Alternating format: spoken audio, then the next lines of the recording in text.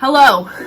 Welcome back, everybody. My name is Em, and I am a senior secondary English education major at Emporia State University.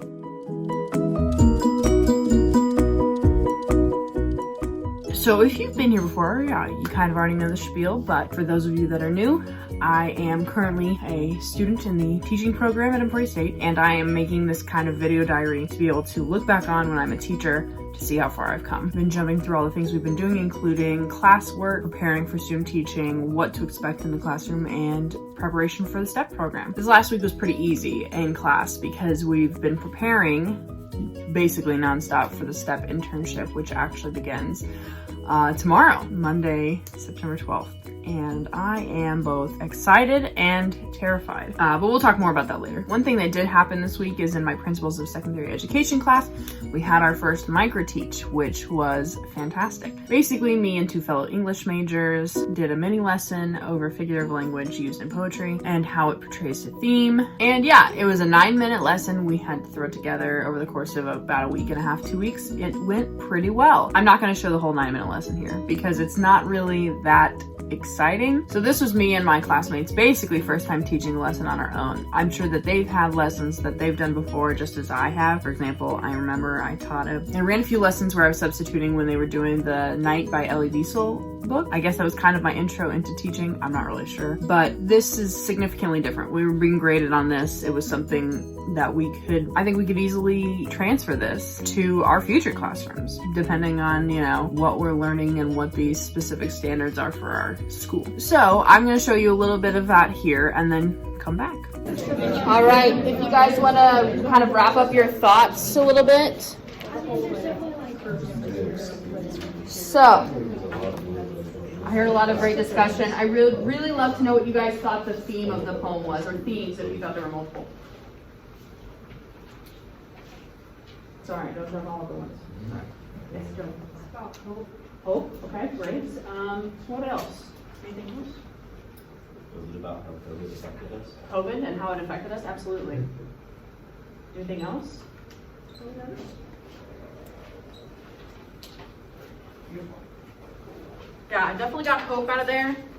She has such a great speaking voice, it's kind of hard not to. Would you mind passing out that one? So we're going to be passing around our annotated versions of this. So you guys can kind of see what we were looking at as well. I wonder, for Hope specifically, what kind of language did you guys see to indicate that? What language or what lines in the poem made you think about hope? We must always pave the way forward. We must always pave the way forward. I love that. What made you think of COVID? There's a lot of talk about plague in there and the new normal moving forward, kind of getting over it. It talks about where we're all beaten together, but together we'll beat. Absolutely. So I know that we talked about alliteration. Did you guys see any alliteration in the poem? Yes. Yeah. How about a ton of alliteration in the poem? Beautiful. Was there anything else that jumped out at you? Metaphors or imagery that you liked or that made you think of anything in particular? There was quite a bit in there. Okay, so as you can see, we kind of underlined and highlighted. Annotation is a great way to close read poetry and literature in general, and I would really recommend it even if you're a leisure reader. It helps you recognize the patterns. Okay, so here is a fourth example of annotation of the poem. You can see that they highlighted and underlined, and we come repeated over and over again. We're seeing alliteration here, morning and men, withered and weather. And then, we've got down here, all together beaten, all together beat. It's that same repetition to be able to convey meaning. Is there anything else that jumped out at you guys? Beautiful. Well, for the last little bit of time, you have the 3 questions at the end of your poem. We would love it if you would fill those out. Give specific examples. Underline the lines and maybe be like, check out the underline. So you didn't see it in the brief clip that I gave you, but we split the lesson basically into 3 3-minute parts since it was a 9-minute lesson, and then I didn't teach the end. I wouldn't even say it was a lecture, but I took up the end of the lesson. And yeah, there was a lot that went really well about it. I think that, you know, we engaged the class pretty well.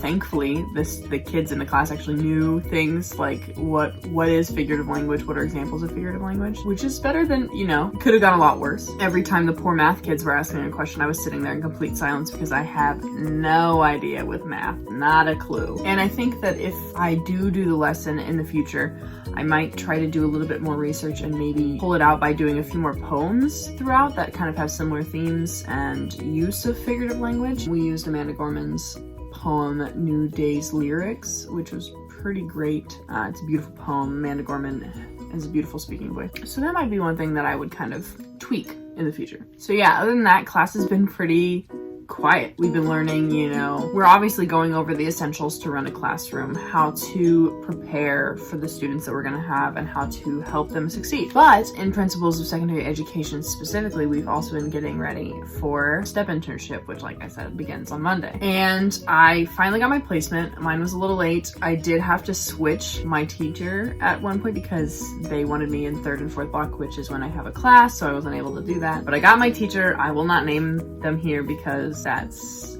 a conversation for a different time. But I'm so excited. First rotations in the high school, obviously. I have no idea what to expect. I have no idea who the students will be or what they'll be like, or even what kind of work my mentor teacher is going to be doing. Like, where are they at in the school year with the standards and everything. So what's really great though is that about a year ago I had a class with my teacher, so I do have a general idea of who this person is.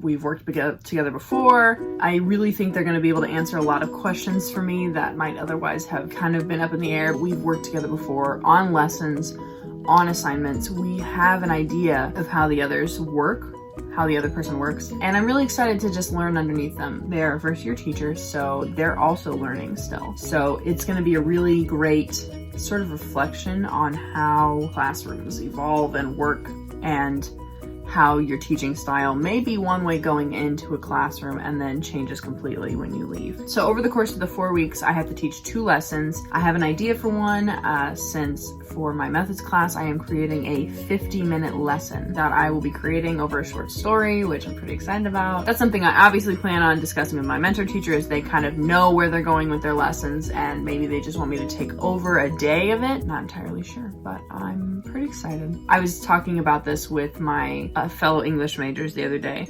is that this makes it feel real. We're working towards something, and this is like the first of the biggest steps that we have to do it. I'm excited to see where this takes us, where we're gonna go with this. And of course I'm gonna do kind of like a vlog like I did the first week of classes, just to kind of give a rundown of how everything went. I think it's gonna be fantastic. And yeah, that's literally all I have today. If you liked this video, that'd be great. And if you want to stick around and come with us as we move through the journey of student teaching and becoming a teacher, go ahead and subscribe. I feel like I should make a better spiel there, and whatever you decide, we will see you soon.